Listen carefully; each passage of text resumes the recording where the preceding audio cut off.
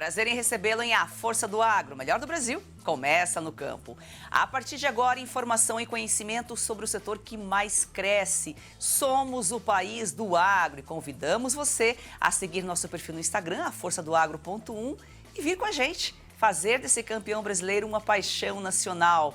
Vamos ver como as startups estão se organizando para crescer com a evolução do agro.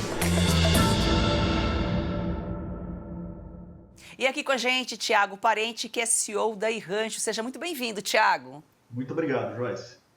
E também Xisto Alves de Souza Júnior, CEO da JetBov. Bem-vindo, Xisto. Muito obrigado, Joyce, pelo convite. Sempre um prazer poder falar sobre gestão e tecnologia na pecuária. E eu quero parabenizar também o trabalho sério que a Revista Oeste vem feito no setor jornalístico. Obrigada. Pasto digital mais vaca feliz é igual a carne verde. Carne verde significa maior produtividade sem aumentar a área de produção. Empresas de tecnologia buscam estratégias para aumentar a eficiência no campo. Xisto, o que é gestão do gado, área de atuação da JetBov? Bem, Joyce, primeiro, para falar o que é a JetBov, é uma plataforma de gestão que está focada na bovinocultura de corte, e a gente tem como propósito ajudar os pecuaristas usando a tecnologia da informação para tomar decisões mais baseadas em dados e com isso aumentar a lucratividade e sustentabilidade na produção. Bem, a gente vive hoje um momento ímpar da pecuária, né, que está acontecendo uma verdadeira transformação aí na forma como produzir gado, né, e, consequentemente, como gerir também a fazenda. Então, uma comparação aqui, como, né, a gestão era feita antes, né, então até esse termo que você falou, a gestão do gado, né, basicamente focava muito na gestão do animal, né, do rebanho, informações de controle zootécnicas, como inventário, peso, índices reprodutivos. Mas hoje, quando a gente fala em gestão na pecuária, é uma coisa mais abrangente, mais ampla, porque a gente está falando da gestão da fazenda como um todo, né, gerenciando, então, essa propriedade como se fosse uma empresa. Então, aqui a gente adiciona, além, né, claro, da parte zootécnica, a gente está falando de gestão da parte financeira, né, do manejo de pasto, controlar estoque dos insumos que eu tenho na propriedade e principalmente entender qual é o reflexo das estratégias que eu estou adotando na fazenda no custo de produção. Então, saber cada animal que eu estou produzindo, quando eu estou embarcando o gado para o frigorífico, quanto me custou produzir aquele animal. Então, claro que esse tipo de gestão ela é mais complexa, né? Ela exige mais tempo, mais disciplina. E quando a gente fala dessa gestão mais moderna da pecuária, é importante entender que essa é uma atividade, né, realmente complexa. A gente fala de muitas variáveis que podem interferir nesse resultado, que precisam ser medidas, precisam ser controladas, né? E para poder ter uma posição mais estratégica no negócio, é claro que a tecnologia vem, né, muito para ajudar. E é muito bom hoje ver que nós temos excelentes soluções de tecnologia disponíveis no mercado, né, como a própria JetBov e a iRancho hoje aqui, né, no seu programa. E dizer que até pouco tempo tudo era feito na mão, na cabeça, no papel, né? Não tinha nada disso para ajudar o homem do campo. E Tiago Parente, de que forma a tecnologia da iRancho ajuda a reduzir o tal efeito estufa? Joyce, primeiro, eu acho que a gente precisa olhar um pouquinho os modelos de estimativa que estão sendo utilizados, tá? São modelos que ainda não foram tropicalizados, são modelos que, na sua grande maioria, não levam em consideração as áreas de pastagens que a gente tem, as vastas áreas de pastagem que a gente tem, e isso acaba estimando muito além do que efetivamente deve ser a nossa emissão. Tá? Então, hoje, vários cientistas, vários pesquisadores estão buscando compreender a pecuária brasileira, que é uma pecuária mais extensiva, uma pecuária que preserva muito mais, para refletir isso nesses modelos. Tá? Então, hoje, provavelmente, o número que a gente vê dessas emissões de gases de efeito estufa da pecuária nacional não está aderente à nossa realidade, né? E aí a própria Embrapa tem um estudo que fala que quando a gente tem uma pastagem recuperada, bem manejada, bem nutrida, a gente inverte da emissão de gases de efeito estufa para o sequestro, né? Então, em boa medida, a pecuária brasileira pode ser uma pecuária que não está emitindo, mas está sequestrando gases de efeito estufa, ou seja, já está ajudando o meio ambiente a ser mais verde, né? A evitar essas mudanças climáticas que a gente está vendo, né? E aí o que a gente percebeu é que quando a gente olha o nível de maturidade de gestão de um pecuarista, ele é diretamente proporcional à sustentabilidade daquela operação. Né? Isso é praticamente unânime, né, na nossa base de clientes. Com certeza o Xisto, imagino que olhando a base dele, concorda com essa informação. Por quê? Porque quando você tem um maior nível de maturidade de gestão, você tem uma melhor utilização dos recursos. Né? E aí a gente pode falar de várias tecnologias. Né? Primeiro, a profissionalização da atividade, como o Xisto acabou de comentar, onde você tem maior visibilidade da tua operação, do teu negócio, né? Você tem um maior controle e você tem informações que subsidiem essa tomada de decisão, essa melhor tomada de decisão. Então, lá na frente, o que a gente vai estar falando? A gente vai estar falando de uma redução de ciclo, né, que por si só, se você antes abatia um animal com idade média de 48 meses, que era o Brasil há uns 10, 12 anos atrás, e hoje já tem uma idade média abaixo de 3 anos para abate, a gente já desconta um ano, ou seja, 25% das emissões daquele animal já não estão sendo emitidas. Então, a gente está acelerando o ciclo e reduzindo essa emissão. Né? Isso, obviamente, diretamente associado a melhorias de gestão e à utilização de soluções de tecnologia. Né? E a gente, com isso, também reduz as perdas. Né? Quando a gente é mais produtivo, por exemplo, no curral, a gente tem clientes que passavam um animal a cada 2 minutos, hoje passa um animal a cada 12, 16 segundos.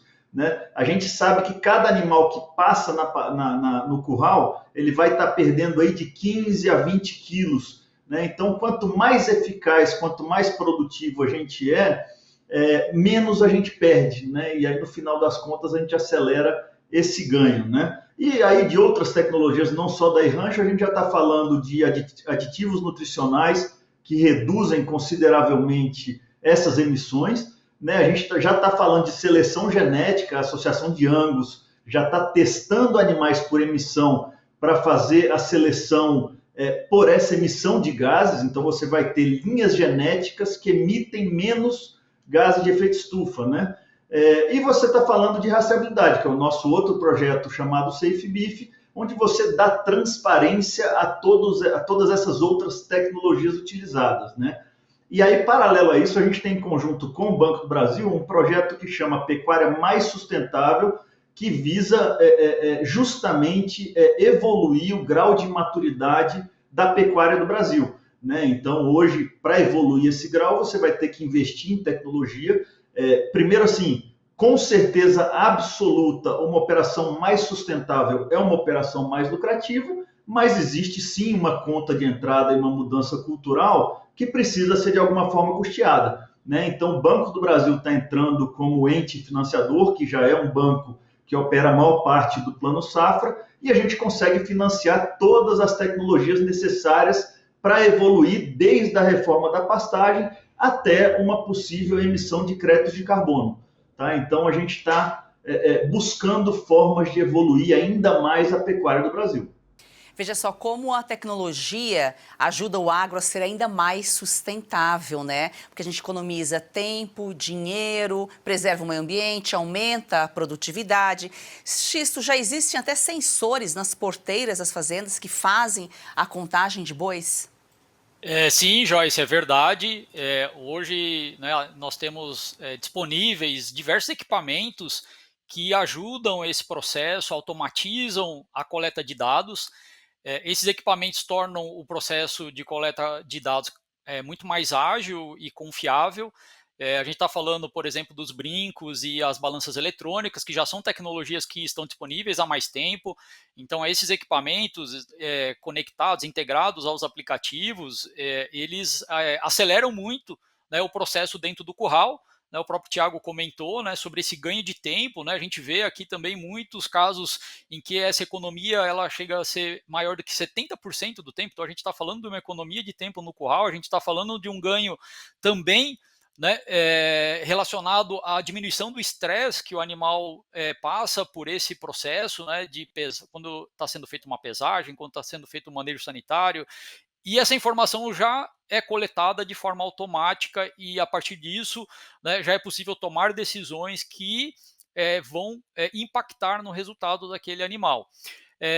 Agora, claro, como você citou, existem novas tecnologias surgindo, né? Então, tecnologias que utilizam imagem, né, o processamento da imagem para pesar o gado do animal, por exemplo, é uma tecnologia que já está disponível no mercado, sensores, equipamentos para pesagem de forma autônoma, que enviam essas informações, né, diretamente para a internet, sensores que coletam, né, dados de maneira muito mais intensiva sobre diversos aspectos do que está acontecendo no campo, sensores no animal, sensores, né, no pasto, estações meteorológicas. Então a gente está agora, né, tendo a possibilidade de coletar uma quantidade, né, cada vez maior de dados e informações que, junto com as informações de gestão, permitem uma visão muito mais ampla e inteligente do que está acontecendo na fazenda.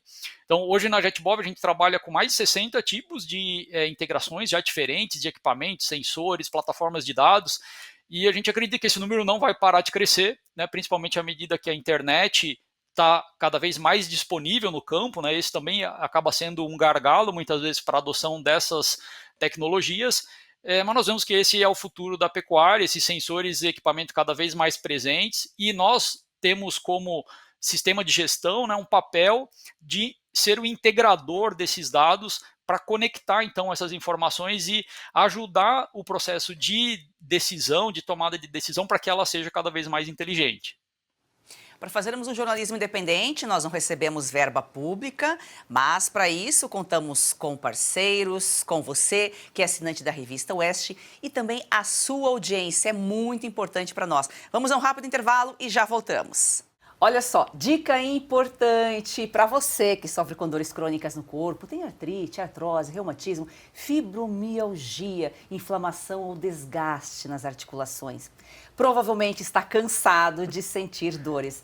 Quer aproveitar melhor a vida sem dores? Preste atenção neste recado.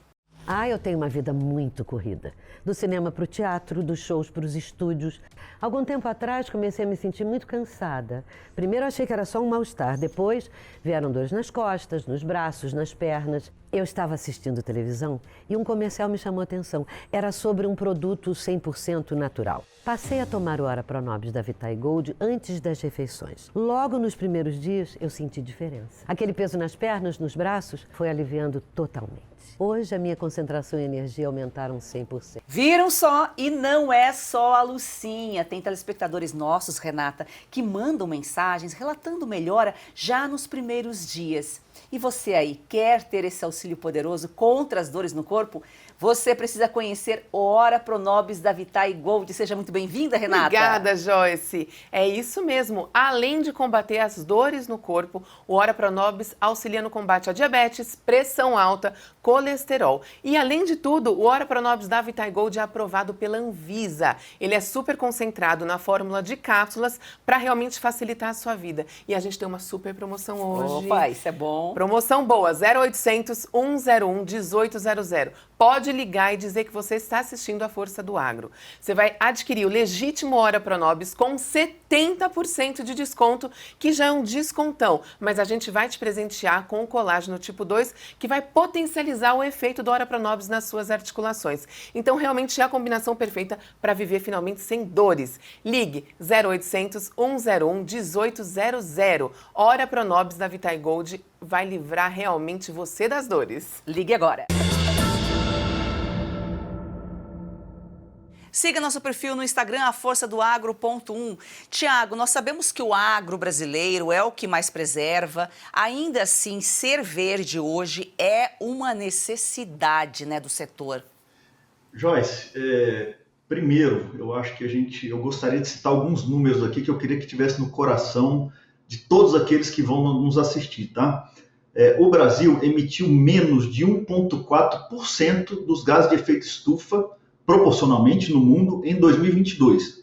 Né? Então, sim, uma coisa que fica muito clara é que o Brasil não é parte significativa do problema que foi criado, que está causando essa questão das mudanças climáticas. Né? Mas é necessário que o Brasil seja uma parte relevante da solução. Né? E o agro brasileiro, com certeza, sendo protagonista disso. Né? O Brasil hoje possui mais de 60% da cobertura nativa preservada. né? Dificilmente a gente vai encontrar um outro país no mundo com um tamanho continental como o Brasil, que consiga preservar igual a gente preserva, que concorra com a gente nessa preservação, né? Um outro fato, um outro número muito importante, em torno de 80% da Amazônia ainda está preservada. Precisamos trabalhar para não reduzir esse número, né? Estamos trabalhando, tanto que a gente vê a pecuária, ano após ano, reduzindo em área útil e aumentando a produtividade, né? A gente está aumentando o nosso desfruto, a gente está sendo mais eficiente, né? E é claro, o mundo precisa ser verde, todo mundo, né? As nações desenvolvidas, as nações em desenvolvimento, de extrema importância, né? Mas cabe sim a gente olhar quem que está emitindo mais, né? E aí, no caso, os dois líderes nisso são China e Estados Unidos, né? Estados Unidos já vem declinando essas emissões, mas a gente precisa pedir a todos que contribuam com essa solução, né? Aí um outro ponto importante que a gente vem vendo nesse sentido é que muitos países desenvolvidos usam a questão da sustentabilidade como forma de protecionismo, né? Como forma de criar uma barreira de entrada para os nossos produtos nesses países, né? E assim, o que eu sempre digo é que a gente tem que separar esse protecionismo, que é essa sustentabilidade disfarçada, né? Esse protecionismo disfarçado de sustentabilidade, da sustentabilidade real, né? O que é sustentabilidade real? É a perpetuação do negócio, né? Todo pecuarista quer o quê? Quer deixar um legado para os filhos, para os netos, né? Isso é sustentabilidade. Sustentabilidade é a gente trabalhar para deixar a mesma quantidade de recurso que a gente teve disponível para as futuras gerações. E eu não tenho dúvida que a nossa pecuária é a que mais faz isso no mundo, né? Mas, ao mesmo tempo, a gente vem sofrendo mudanças climáticas que estão aí. A gente viu recentemente no Rio Grande do Sul, que ainda vai ter que ter alguns anos de esforço de reconstrução, e estamos vendo em vários outros pontos do mundo esses eventos catastróficos com maior frequência, infelizmente, né? Um outro ponto de extrema importância é que no Brasil a gente tem em torno de 83% da nossa matriz energética limpa, né? Nós somos disparado número 1 no mundo em questão de limpeza de matriz energética, né? Então, quando a gente olha qualquer atividade que emita gases de efeito estufa dentro do Brasil, que tem uma matriz energética muito limpa, vai parecer que proporcionalmente aquela atividade emite muito, né? Se a gente pegar, por exemplo, a pecuária no Brasil, vai parecer que emite muito, porque a nossa matriz energética é limpa, né? Eu não sei se vocês viram que em estudos recentes, um carro movido a etanol no Brasil, ele emite menos do que um carro elétrico na Europa. Por quê? Porque a matriz energética deles ainda é, em sua maioria, uma matriz energética suja, né? Dependente de carvão, dependente de combustíveis derivados do petróleo. Então a gente precisa levar isso em consideração e ter os fatos para ter essas conversas difíceis, né? A gente não pode se ofender e entrar na defensiva, a gente vai ter que mostrar para esses países que a gente é verde, que a gente quer ser cada vez mais verde, mas que todo mundo precisa entrar e atuar nessa solução, tá? Então, com certeza, o nosso agro é o mais verde do mundo, mas a gente tem sempre que estar buscando evoluir nesse sentido. O Brasil é o país do agro, o produtor rural tem a vocação de ser sustentável muito antes de os globalistas criarem regras de sustentabilidade. O produtor rural brasileiro já era verde, sempre foi verde. Xisto, como adotar a inteligência artificial para organizar os dados coletados? Inclusive, vocês acabaram de lançar uma nova tecnologia. Sim, Joyce. Bem, primeiro eu acho que é importante para quem está nos assistindo falar um pouco sobre quais serão, né, esses benefícios da inteligência artificial no que a gente vê ser uma verdadeira revolução aí que vai chegar às fazendas. Eu considero como os três principais, né? Você ter uma maior rapidez na análise e correção de problemas, né? Então, com esse volume cada vez maior de dados disponíveis, cada vez mais vai ser humanamente impossível você analisar e processar e conseguir entender o que está acontecendo e interpretar esses dados. Então, a inteligência artificial, né, vai ajudar bastante nesse processo.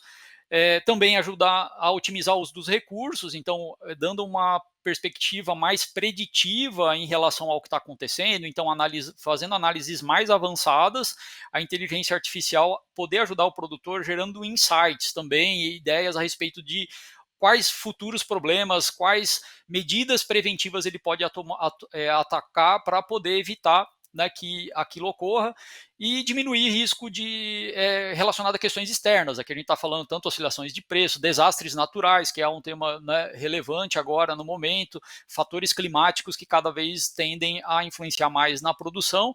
Então, no final do dia, assim, a consequência disso é redução de custo, aumento de rentabilidade, né, aumento na produção e eficiência e, por fim, né, maior qualidade e sustentabilidade na produção.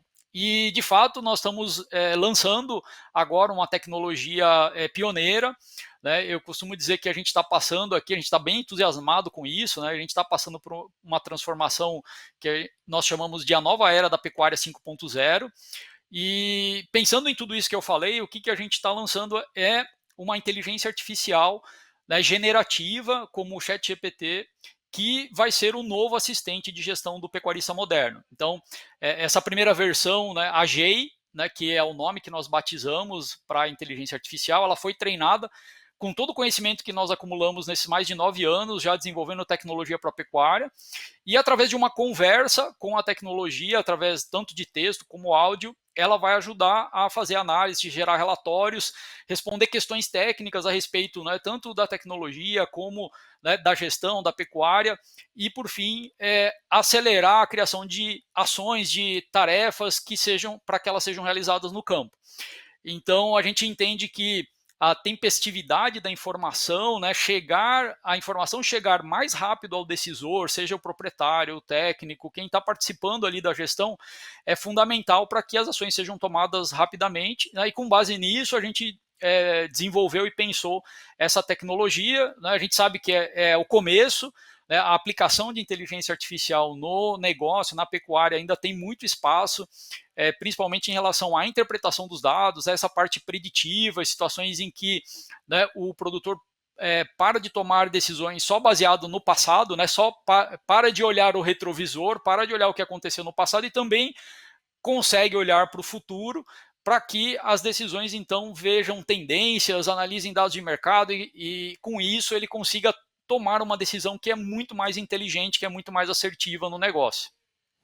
Tiago, há pouco você falava sobre a rastreabilidade, a tecnologia. Essa é uma ferramenta fundamental que atesta aí a qualidade, a procedência da carne. Às vezes o consumidor no supermercado nem se atenta para esses dados, mas se está lá disponível para venda, é porque passou por todo o processo, por todas as exigências para chegar até a banca, até o supermercado. Joyce, hoje a gente usa a certificação de origem como rastreabilidade, né, que é parcialmente incorreto. Né? Por quê? Porque a rastreabilidade é muito mais do que a certificação de origem. Claro que você quer saber aonde que aquele animal passou, e é claro que por que existe uma pressão muito grande nisso? Porque nós temos algo chamado Amazônia, né, e nós queremos saber se aqueles animais passaram por alguma propriedade que tem algum tipo de embargo ou restrição, ou processo de trabalho análogo à escravidão, ou qualquer outra coisa que impeça aquele produtor de seguir adiante enquanto ele não resolve aquele problema. Né? Então, sim, rastreabilidade é muito mais do que certificação de origem. Certificação de origem é uma parte da rastreabilidade. Né? E a gente está trabalhando, como a cadeia pecuária é uma cadeia de ciclo extremamente longo, né? Quando você olha que um animal hoje está sendo abatido em média no Brasil com 3 anos, um pouquinho menos de 3 anos, a gente fala que tem quase 4 anos entre a decisão de reprodução da matriz até você ter o animal pronto.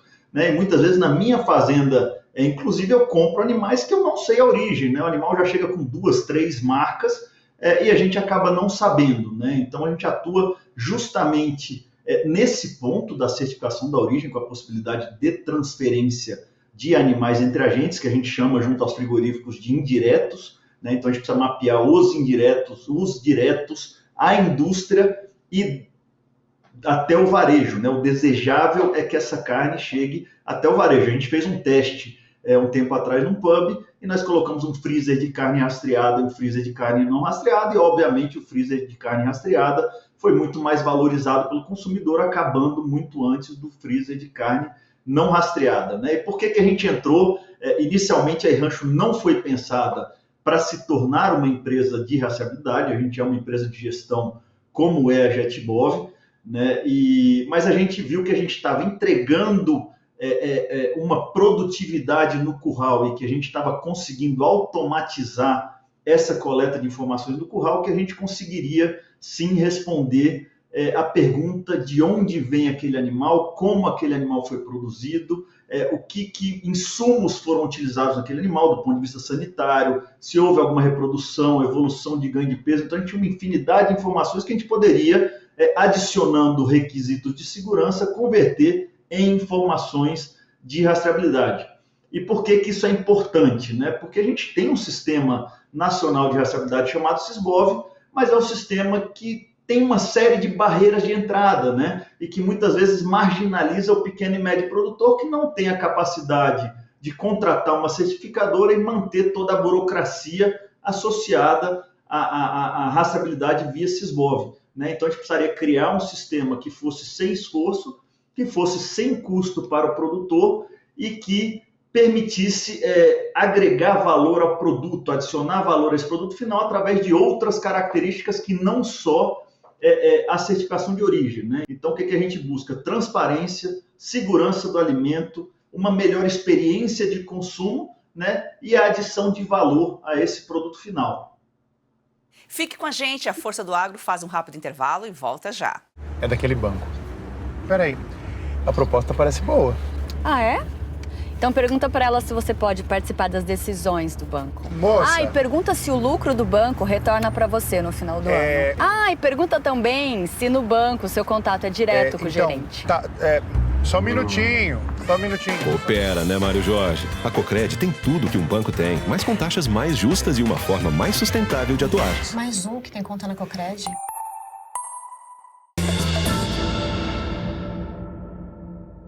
Assim como a pesquisa ajudou na evolução do agro, e aqui entenda-se especialmente a Embrapa, nesses 50 anos, que transformou o país, né, de importador a exportador, a tecnologia também traz vantagens para o produtor, para o meio ambiente, para o consumidor, porque nós estamos aumentando a população no mundo, está aumentando a longevidade, nós precisamos de alimentos.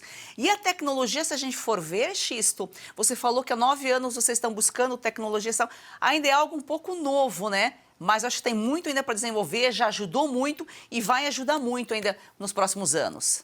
Sim, Joyce, com certeza, quando a gente fala principalmente de produtividade, né, a pecuária é uma atividade que ainda tem muito espaço para explorar, né, para intensificar a produção, para utilizar modelos que vão otimizar melhor o uso, né, desse recurso natural da terra, e isso passa invariavelmente por adoção de mais tecnologia, por gestão, né? Então a gente olhando até aqui, né, a gente já tem uma história aí de quase 4.000 fazendas, né, que nós ajudamos aí a adotar essa tecnologia, a gestão, e para tangibilizar um pouco, né, esses ganhos, né, para justamente quem está nos assistindo entender, né, mas aonde que eu posso chegar, o que isso de fato traz, né, de ganhos para a produtividade.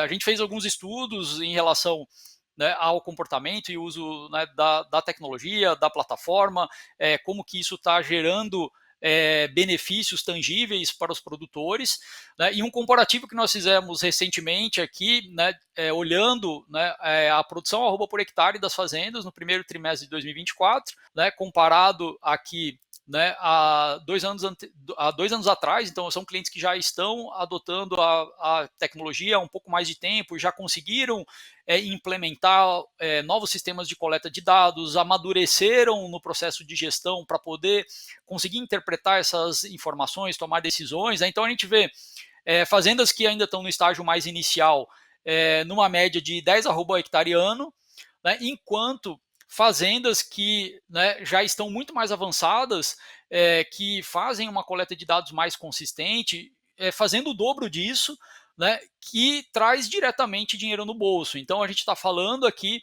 né, de uma fazenda média de 1.000 hectares, um ganho de 2 milhões de reais com ganho de produtividade, com a gestão ajudando ele a tomar decisões que influenciam nesse indicador, que a gente entende que é um dos principais indicadores para se olhar na fazenda, né, aqui no Brasil, no sistema de produção que a gente tem, né, esse potencial para explorar. A gente precisa aumentar a produção arroba por hectare para tornar essa atividade tão lucrativa quanto outras atividades, né, como a produção de soja, como cana, né, e com certeza, né, isso acaba contribuindo até para a perpetuidade dessa atividade, entendendo que sim, é possível ter um resultado muito maior e ao mesmo tempo, né, contribuindo para o meio ambiente. Então a gente acredita muito que a conservação, né, ou como o Thiago bem comentou, né, a pecuária tem esse potencial de ser parte da solução